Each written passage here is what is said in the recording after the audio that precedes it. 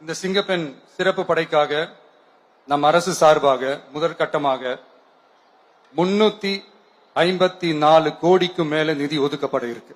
இந்த திட்டத்தோட இரண்டாவது கட்டமா இந்த படைக்காக மட்டுமே 2500 புதிய பணியிடங்கள் உருவாக்கப்பட உள்ளது.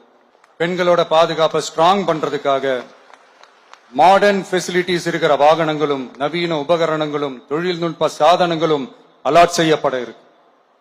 ஆல்ரெடி உமன் சேஃப்டிக்காக செயல்படுற அமைப்புகளுக்கு அடிஷனல் ஸ்ட்ரென்த் அண்ட் சப்போர்ட்டா இந்த சிங்கப்பெண் படை செயல்படும்ங்கிறத மீண்டும் வலியுறுத்தி சொல்ல விரும்புறேன். பெண்களுக்கு எதிரான குற்றங்கள் நடக்கிறதுக்கு முன்னாடியே அதை தடுக்கிற காவல் நடவடிக்கையில இந்த படை முக்கிய பங்கு வகிக்கும்.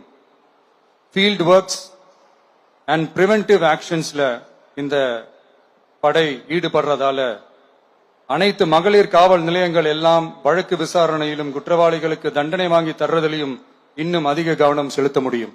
பெண்களை ஃபாலோ பண்றது, பாலியல் தொல்லை தர்றது, டார்கெட் பண்ணி திரும்ப திரும்ப தொந்தரவு செய்யறது, பெண்கள் கடத்தல் முயற்சி, பப்ளிக் பிளேஸ்ல அசிங்கமா நடந்துக்கிறதுக்கு பஸ்ல தொல்லை தர்றது, கூட்டத்துல பெண்களுக்கு தொல்லை தர்றதுன்னு இது மாதிரி தப்ப தடுக்கிறதுல ரொம்ப முக்கியமா இந்த சிங்கப்பெண் படை செயல்படும்.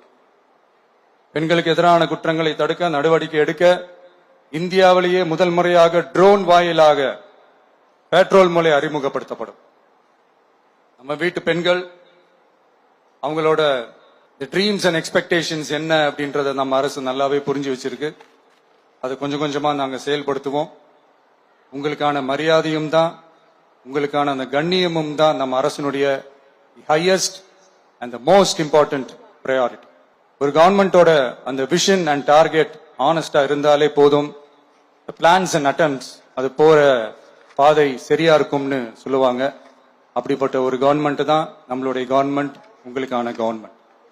இந்த ஷார்ட் ஸ்பேன்ல இந்த சிங்கப்பெண் சிறப்பு படைய நடைமுறைக்கு கொண்டு வந்து இதுக்கு ரொம்ப கடுமையா உழைச்ச காவல்துறை அதிகாரிகளுக்கும் பணியாளர்களுக்கும் இந்த நேரத்தில் என்னுடைய பாராட்டுகளை தெரிவிச்சுக்கிறேன்.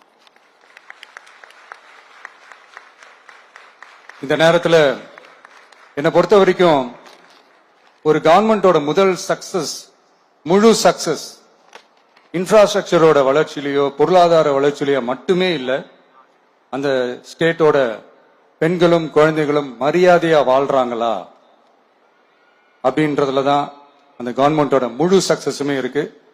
அதோட சேர்ந்ததுதான் மற்ற எல்லா வளர்ச்சியும். அதுலயும் நாங்க கவனம் ஃபுல் கான்சென்ட்ரேட் பண்ணுவோம். கான்பிடென்டா இருங்க, நல்லதே நடக்கும், வெற்றி நிச்சயம். மீண்டும் சந்திக்கும் வரை நன்றி, வணக்கம்.